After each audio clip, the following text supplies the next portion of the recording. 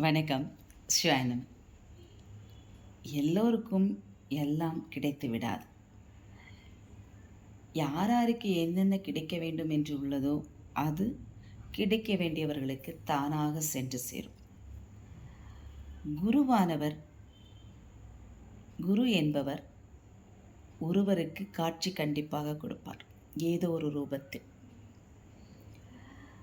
நாம குருவை தேடி போக வேண்டாம், நம்மளை தேடி குரு வருவார். பூர்வ ஜென்ம புண்ணிய பிராப்த கர்மா இருந்தால் மட்டுமே இது போன்ற விஷயங்கள் சாத்தியமாகும், நடக்கும்.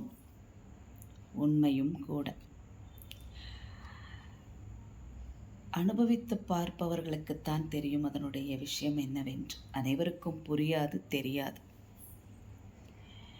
எல்லோருக்கும் எல்லாம் கிடைத்து விட்டால் கடவுள் இதற்கு, கடவுள் மீது இருக்கக்கூடிய நம்பிக்கையே போய்விடும் இல்லையா?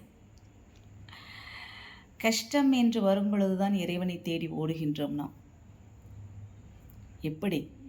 வேதனையோடு, கண்ணீரோடு, கவலையோடு.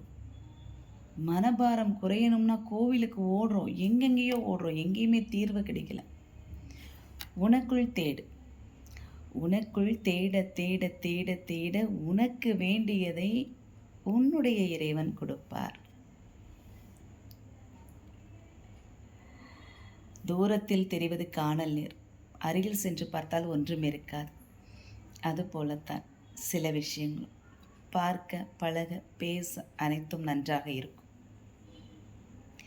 நமக்கு எது தேவையோ அது மட்டும்தான் நம்முடைய வாழ்க்கையில் பெஸ்டாகவும் இருக்கும், பெட்டராகவும் இருக்கும். ஷாயர்.